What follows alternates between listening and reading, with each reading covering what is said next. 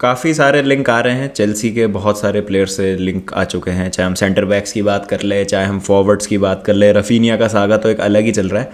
लेकिन सारी reports, news और जिन भी तरीके के लिंक्स आ रहे हैं प्लेयर्स के साथ, उनको मद्देनज़र रखते हुए कैसे एक रियलिस्टिक 11 बन सकती है चेल्सी की and how they can line up next season, आज उसकी बात करेंगे, जिसमें हम कंसिडर करेंगे कई सारी चीज़ों को कि भाई कौन सी साइनिंग्स हैं जो एक्चुअली होंगी, कौन सी साइनिंग्स जो हैं वो नहीं होंगी, और क्या चांसेस है चेल्सी के किसी पर्टिकुलर प्लेयर को लाने के स्टैमफोर्ड ब्रिज, उन सब पे बात करते हैं। और जैसा मैंने कई बार आपको बताया है कि इस बार जो चेल्सी की साइनिंग्स हैं वो बहुत ज़्यादा मैनेजर ओरिएंटेड है। थॉमस टूकल जो हैं वो उस साइनिंग्स के इंचार्ज हैं टॉड बोली के साथ साथ, बिकॉज एनालिटिक्स जो है वो काफ़ी इंपॉर्टेंट रोल प्ले कर रहे हैं। और अगर मैं एनालिटिक्स की बात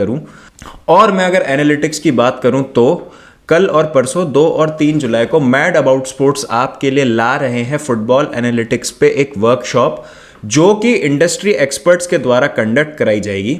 इस वर्कशॉप में आपको बताया जाएगा कि किस तरीके से फुटबॉल एनालिटिक्स जो है वो काम करता है, और आप ये भी जान सकते हैं कि कैसे इस फील्ड में आप अपना करियर बना सकते हैं। इस वर्कशॉप को अटेंड करके आप बहुत सारे बोनसेस भी पा सकते हैं और आपको एक बहुत अच्छी इंडस्ट्री में इनसाइट भी मिलेगी।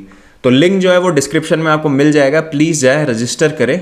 और अगर आप सही में फुटबॉल एनालिटिक्स के बारे में कुछ सीखना चाहते हैं तो ये अपॉर्चुनिटी को प्लीज मिस मत करना। तो let's start with the goalkeeper. तो in goal it would be obviously Edward Mendy. Edward Mendy is our number 1। और थोड़ा सा यहाँ पर जो है एडवर्ड मेंडी का सीजन मैं कहूँगा खराब तो नहीं बोलूँगा, बट मैं ये कहूँगा कि he was not up to his usual standards. मैं ये नहीं कहूँगा कि he was absolutely poor, but अपने यूजुअल स्टैंडर्ड पे नहीं थे वो, specially after that Benzema incident.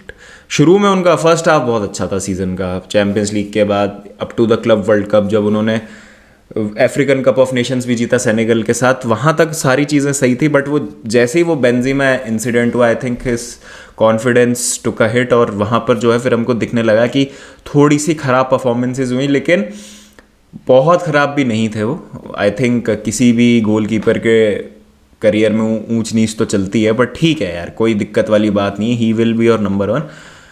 Wing backs होंगे आपके रीस जेम्स और बेन चिलवेल। बेन चिलवेल के जो बैकअप है वो एमरसन आ जाएंगे लियों से लोन पे, और जॉनथन क्लाउस से लिंक आया है चेल्सी का as a backup to Reece James. तो ये कुछ है जो मेरे को लगता है कि प्रॉब्लम नहीं होनी चाहिए ये 2 एरियाज में चेल्सी को। अब आते हैं जो सबसे ज़्यादा प्रेसिंग इशू है इस समय चेल्सी का, वो है सेंटर बैक्स। अब किन किन सेंटर बैक्स से चेल्सी का लिंक आया है, कौन से सेंटर बैक्स चेल्सी के क्लब में है और कौन से क्लब को छोड़ चुके हैं।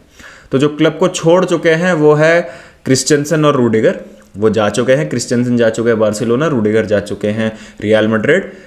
एस्पिलिक्वेटा, उनका भी फ्यूचर थोड़ा सा डाउट में, अभी क्लियर नहीं है कि वो रुकेंगे कि जाएंगे। तो अभी कुछ भी कहना एस्पिलिक्वेटा के फ्यूचर के बारे में मुश्किल है। अब लिंक किन किन प्लेयर से हुई है चेल्सी, तो लिंक हुई है चेल्सी चूल्स कुंडे से, मैथाइस डिलीट से, कलिडो कूलिबाली से और नेथन आकी से। तो क्लब में अभी कौन कौन है, थियागो सिल्वा और ट्रेवो चलोबा। तो ये 2 सेंटर बैक्स हैं जो फॉर श्योर नेक्स्ट सीजन आपको दिखेंगे क्लब में। तो इन 2 सेंटर बैक्स के साथ और आपको 2 या 3 सेंटर बैक्स तो चाहिए होंगे, जिससे आप रोटेशन कर सकें, आप अपनी डेप्थ बढ़ा सकें। अगर आपको 3 सेंटर बैक खिलाना है at any given point of time, तो मेरे हिसाब से आपके पास पूल में 5 सेंटर बैक तो होने ही चाहिए। जैसे चेल्सी ने जब चैंपियंस लीग भी जीती थी 2020-21 सीजन में, तो जो 5 सेंटर बैक चेल्सी के पास थे वो थे एस्पिलिक्वेटा, थियागो, रूडिगर, और बैकअप में आपके पास थे क्रिस्टेंसन और कर्ट ज़ूमा। और हम लास्ट सीजन की अगर हम बात करें तो पूरी लाइनअप सेम थी, कर्ट ज़ूमा की जगह आ गए थे ट्रेवो चलोबा। अब यहाँ पर दिक्कत ये हो गई है कि 5 में से 3 सेंटर बैक्स जा चुके हैं। कर्ट ज़ूमा जा चुके हैं जो पिछले सीजन ही वेस्ट हैम चले गए थे, रूडिगर और क्रिस्टेंसन भी जा चुके हैं। क्या एस्पिलिक्वेटा रुकेंगे, वो एक बहुत बड़ा डाउट है, बट देखते हैं आगे क्या होता है। तो यहाँ पर मुझे लगता है जो रियलिस्टिकली साइनिंग कर सकती है चेल्सी वो होगी एक नेथन आके, और दूसरी होगी मैथाइस डिलीट। क्योंकि कूलिबाली से भी ठीक है चेल्सी टच में है, उनके एजेंट से टच में है, लेकिन मुझे लगता नहीं कि कूलिबाली की जो डील है वो क्रैक करेगी Chelsea, which is very surprising, क्योंकि कूलिबाली और नेथन आकी का जो वैल्यूएशन है वो लगभग बराबर है। ज़्यादा एक्सपीरियंस्ड हैं कूलिबाली, ज़्यादा बेटर सूटेड हैं Koulibaly to play in a starting 11 in a Premier League side. लेकिन फिर भी मुझे लग रहा है कि चेल्सी डबल स्वूप के चक्कर में, क्योंकि स्टर्लिंग की डील भी चल रही है मैन सिटी के साथ, तो वहाँ पे वो नेथन आके के जाएंगे। कूलीबाली को हो सकता है स्नप करे, क्योंकि कूलीबाली और डिलीट दोनों का आना तो बहुत ज़्यादा मुश्किल लग रहा है। और जूल्स कुंडे, मुझे लगता है कि चेल्सी ने हाथ खींच लिया अपना जूल्स कुंडे से। मुझे लगता नहीं कि चेल्सी अब जा रही है जूल्स कुंडे के पीछे। I think Barcelona will get Jules Kounde in all honesty. तो मुझे लगता है बैक लाइन जो होगी चेल्सी की, दैट वुड बी नेथन आके, Thiago Silva and Matthias delete. ये मुझे लगता है कि ये हमारी बैकलाइन हो सकती है, which is a very good backline, जिसमें आपके पास बैकअप में हो जाएंगे, एक तो आपके पास हो जाएंगे ट्रेवो चालोबा, अगर एस्पिलिक्वेटा रुकते हैं तो वेल एंड गुड, नहीं तो आप ईथन अम्पाडू को ला सकते हैं बैकअप सेंटर बैक। तो ये चीज़ है जो आप देख सकते हैं। और प्री सीजन में भी टूकल जो है वो असेस करेंगे कई सारी चीज़ों को, क्योंकि लीवाई कॉलविल हैं जैसे, जिनका हडर्सफील्ड में बहुत अच्छा सीजन रहा, जो चेल्सी से लोन पे वहाँ पर गए थे, उनका सीजन बहुत अच्छा गया था। तो क्या उनको इंटीग्रेट किया जा सकता है टीम में जैसे चालोबा को किया था? तो वो एक देखना बाकी है, लेकिन मुझे लगता है कि ये आपको चेल्सी की बैकलाइन देखने को मिल सकती है।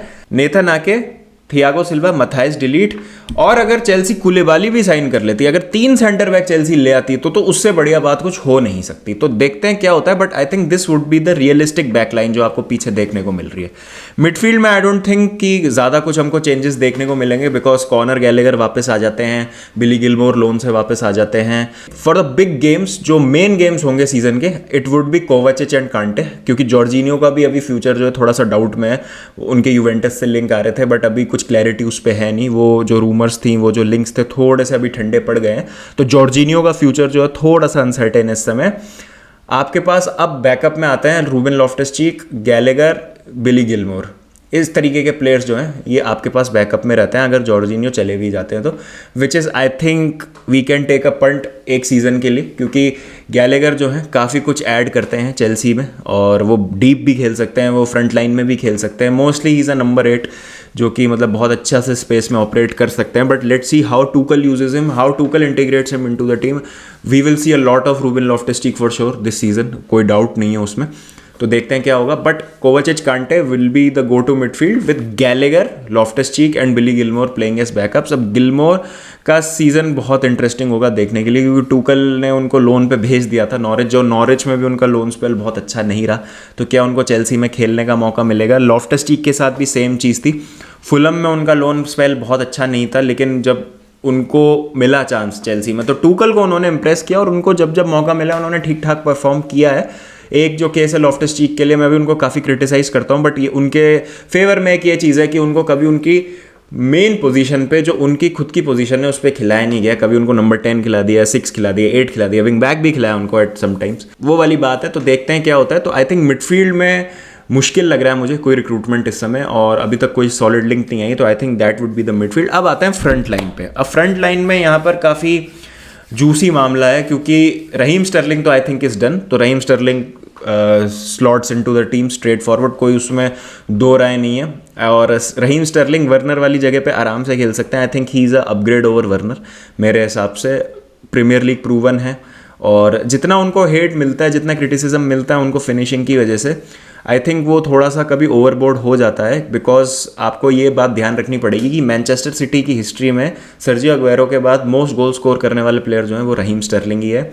पिछले 2 सीज़न में उनका गेम काफ़ी इवॉल्व हुआ है, जो एक वर्क रेट और एक डिफेंसिव एट्रीब्यूट्स की ज़रूरत होती है, और एक जो डिफेंसिव रिस्पॉन्सिबिलिटीज़ होती हैं जो आपको फ्रंट लाइन प्लेयर से एक्सपेक्टेड होती हैं, वो बखूबी निभाई है स्टर्लिंग ने पेप गार्डियोला की मैनचेस्टर सिटी साइड में। और मेरे हिसाब से लास्ट सीज़न उनका काफ़ी अच्छा था इन मायनों में। तो मुझे लगता है कि रहीम स्टर्लिंग जो हैं वो काफ़ी अच्छे से फिट हो जाते हैं सिस्टम में। अब बाकी जो फॉरवर्ड्स हैं, देखिए मैं ज़्यादा होपफुल हूँ नहीं, क्योंकि रफीनिया जिस तरीके से डेको पुश कर रहे हैं बार्सिलोना को कि आप चेल्सी की बिड मैच कीजिए रफीनिया की, और प्रेशर डाल रहे हैं वो बार्सिलोना पे, लेकिन लीड्स जो है वो कह रही है कि वो चेल्सी का ऑफर उनको ज़्यादा अच्छा लग रहा है। यहाँ पर मुझे लग रहा है कि रफीनिया बार्सिलोना जा सकते हैं, मतलब मुझे ऐसा लग रहा है। रफीनिया को अभी मैं नहीं इंक्लूड कर रहा हूँ इस टीम में, क्योंकि आई डोंट वांट कि मैं ये वीडियो अपलोड करूं और 45 मिनट बाद ये आ जाए कि Barcelona has decided to match Chelsea's bid for Raphinha to sign him from Leeds United, ऐसा कुछ अपडेट आ जाए, तो मैं वो चाहता नहीं करना। तो अभी के लिए मैं मान रहा हूँ कि रफीनिया चेल्सी नहीं आ रहे हैं, ऑल्दो मैंने 2-3 वीडियो बना दिए इस पर कि how he will fit into the system, क्या वो लेके आते हैं। तो आई थिंक जो 2 हमारे फॉरवर्ड है वो होंगे मेसन माउंट और काय हैवर्ट्स, मेसन माउंट और Raheem Sterling. This is a very very lethal front 3। अब बात क्या है, बाकी जो फॉरवर्ड्स है जिनसे हमारा लिंक आ रहा है वो उस्मान डेम्बेले और नेमार। अब मुझे नहीं लगता है कि उस्मान डेम्बेले को भी चेल्सी जो है बहुत अग्रेसिवली परस्यू कर रही है इस समय। अगर रफीनिया ब्रेक डाउन कर जाता है, नेमार तो वैसे ही नहीं आ रहे हैं, उनका आ गया है भाई कि पीएसजी उनको नहीं जाने देगी डेफिनेटली। और ऐसा अपडेट आया है कि जो भी वो लोन वाली बातें थी और जो भी सारी बातें थी वो सच नहीं है। तो नेमार का भाई बहुत अजीब सा ड्रामा है। एक दिन न्यूज़ आती है कि वो खुश नहीं है पीएसजी में, कि वो जाना चाहते हैं, पीएसजी उनको लोन पे भी भेजना चाहती है। एक अगले दिन न्यूज़ आती है कि भाई वो प्लान्स में पीएसजी के क्रिस्टोफ गैल्टियर उनको नंबर 10 खिलाना चाहते हैं 4-2-3-1 में। बहुत सारी चीज़ें हैं जो कभी ऊपर हो जाती हैं, कभी नीचे हो जाती हैं, कभी दाएँ हो जाती हैं, कभी बाएँ हो जाती है। तो नेमार का तो मैं बिल्कुल भी मतलब नहीं डाल सकता। It was already very far fest. बस एक पॉसिबिलिटी हमने ज़रूर डिस्कस करी थी कि कैसे वो हो सकता है। आई नेवर सेड दैट कि इट वुड हैपन या इट विल डेफिनेटली हैपन, वो वाली बात है। नेमार के पीछे चेल्सी अग्रेसिवली तब जा सकती है जब बिल्कुल ब्रेक डाउन हो जाएगा रफीनिया और डेम्बेले का। I think when Raphinha does not go down, Chelsea will go after Dembélé, और डेम्बेले भी नहीं होता फिर लास्ट डिच अटेम्प्ट कर सकते हैं नेमार को लाने का। बट उसमें भी कॉन्ट्रैक्ट में कई सारे क्लॉजेज और कॉम्प्लिकेशंस हैं कि 2027 तक जो है वो ट्रिगर हो गया है नेमार का क्लॉज। तो क्या चेल्सी अब फिर अफोर्ड कर सकती है नेमार को, या अगर लोन पे ही लाना हो तो किस तरीके से वो चीज़ें वर्कआउट करेंगी। But I think this is a decent enough 11। लेकिन अगेन आपको देखना पड़ेगा कि सामने आपके कॉन्टे की स्पर्स है, यर्गन क्लॉप की लिवरपूल है, पेप गार्डियोला की मैनचेस्टर सिटी है, जिसमें अब अर्लिंग हालैंड जैसे प्लेयर आ चुके हैं। तो गैप काफ़ी है, अभी भी टॉप टीम्स में गैप काफ़ी है। बट आई थिंक ये टीम प्रीमियर लीग टाइटल के लिए तो देखिए compete नहीं कर सकती है, that is not good enough, this team is not good enough. लेकिन टॉप 4 की रेस में ज़रूर हम बने रह सकते हैं इस टीम से, अगर हम और कुछ साइन नहीं भी करते हैं तो एटलीस्ट हमको 4 से 5 प्लेयर तो साइन करने ही है इन एनी केस, अगर हमको किसी भी तरीके की स्टैंडिंग रखनी है प्रीमियर लीग टॉप 4 में नेक्स्ट सीजन। तो ये है चेल्सी की लाइनअप जो मुझे लगता है कि how it might go down. बाकी आप मुझे बताएं आपको क्या लगता है, हाउ कैन चेल्सी लाइनअप, और do you think that this is a good enough team to win anything, या फिर टॉप 4 भी आना इस टीम का मुश्किल है? कमेंट सेक्शन में ज़रूर बताएं। चलिए गाइस, फिर मिलते हैं नेक्स्ट वीडियो के साथ। जब तक अपना ध्यान रखें, टेक केयर एंड पीस।